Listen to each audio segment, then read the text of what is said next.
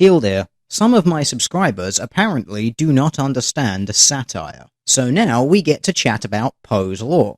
Let's go. I get requests to cover certain videos and certain articles on a daily basis. Dozens of them. But this one particular article has come up multiple times, not only in the comments section, but also in private messages and even in emails. Now, it may just be some people trying to catch me out here, or it may actually be people who have read this article and think that it is a genuine piece. Now, before we go any further to look at the article itself, I am in fact just going to briefly read to you Poe's law. A law of the internet which states, Poe's law is an internet adage which states that, without a clear indicator of the author's intent, parodies of extremism are indistinguishable from sincere expressions of extremism. Poe's law implies that parody will often be mistaken for sincere belief, and sincere beliefs for parody. Now, I want you to keep that law in your mind as I am reading through this article to you. It's quite a short article, so I'm just going to plow straight on through it without any interjections, and then we'll talk about it at the end. My open letter to Notch: Why Minecraft is Sexist and Needs to be Banned, by Cassidy Boone. Hi, Notch. Can I call you Marcus Person, or are you too high and mighty for that now? I know you're busy throwing fancy LA parties with your billions and all, but maybe you can find it in you to lend your ear to a 20-year-old feminist who works as a humble barista for a few minutes. Or is that too much to ask for someone who recently sold his company to Microsoft? Anyways, there's something you need to know. It must feel awful nice to have gone from an overweight, socially awkward nobody to a billionaire in like 5 years from creating one game. Now you get to reap the fruits of all those sweaty, Cheeto-filled coding sessions and enjoy the good life in the American Riviera.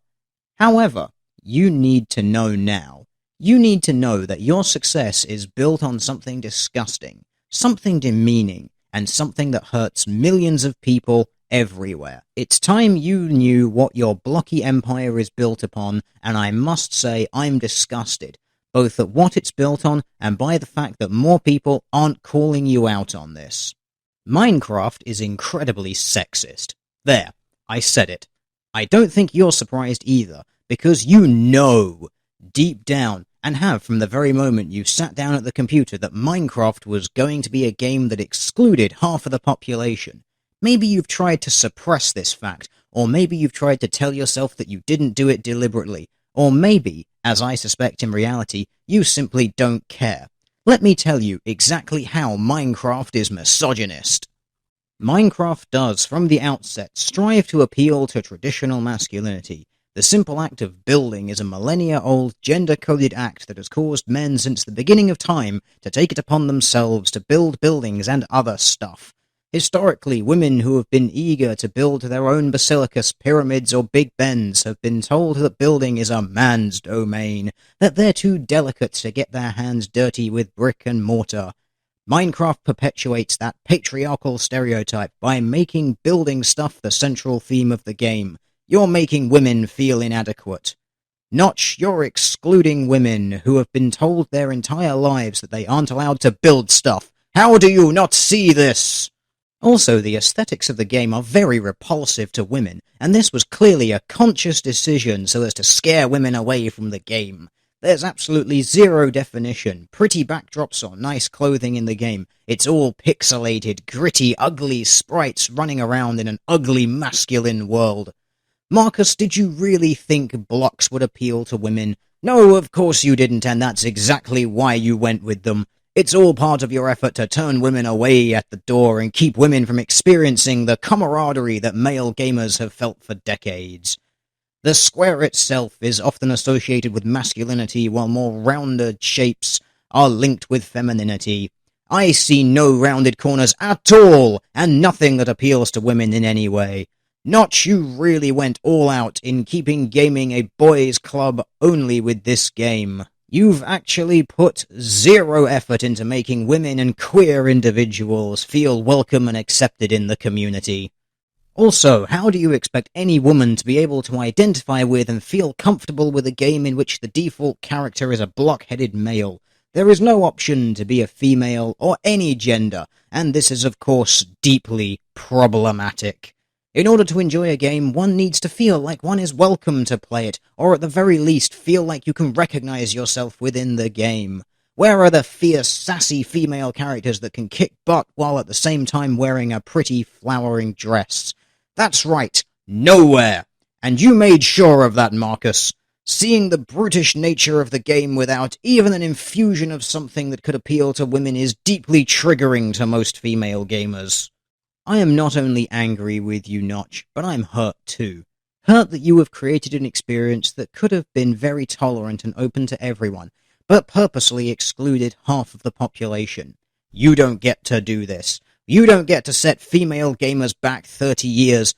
Minecraft needs to go. Like, I am serious. Minecraft needs to be banned before it hurts more women.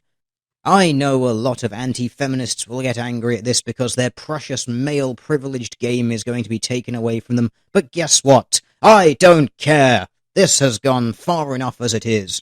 So everyone, please help me spread the word. Tweet under misogynycraft and make sure this letter reaches Notch. Together, we can help bring Minecraft down. Oh, delightful. Did you remember Poe's Law all throughout the reading of that? Because you should have. This article actually does genuinely read like it was written by some absolutely batshit insane feminist. And I've got to admit, I did have to read it through twice myself before I noticed the few subtle little things that gave it away as the satire that it is. It just seemed to go a little bit too far in some cases. I've got to admit, the intentional ignorance, just not knowing or acknowledging that there are actually two default skins that you can play in Minecraft, one male and one female, and that you can skin your character to look like anything that you want, was just sort of the icing on the cake for really hitting home how so many of these feminists just rant on about things that they have absolutely no fucking clue about. After doing a little bit of digging around this page because my satire sense was tingling, if you go down to the bottom bar, which seems rather unassuming at first, but then you highlight it, ta-da! You realize that this is in fact a satirical piece, as is everything on this website, and I do encourage you to go and look at it because it is absolutely hilarious. But why am I looking at this? Well, partly as a warning to those people who sent it to me thinking that it was a genuine article that I was going to generally get annoyed at and cover properly, but also to highlight just how true Poe's Law is, and just how incredibly relevant it is these days on the internet. If you wish to double your lols, as I did, and you actually search for this person, you will realize that they have also set up a Twitter account. One which, rather worryingly, is actually being taken seriously by people. As you can see here from The Devil in the Mirror, who says, "Whoever Cassidy Boone is, just stop. You are the reason why feminists get a bad fucking name. You are being sexist towards fucking men." An individual there providing us with further proof that feminists are in fact humor impaired. And then there was the charge of the glorious White Knights, led by Levi Harley. At Cassidy Boone 95. Hey there, I read that letter you sent to Notch. It's so true. Thanks for having the courage to speak out loud. The sound there of a man not getting laid. So there you go, for those who requested it. I have covered your article. Perhaps not in the way that you wanted me to, but I've done it.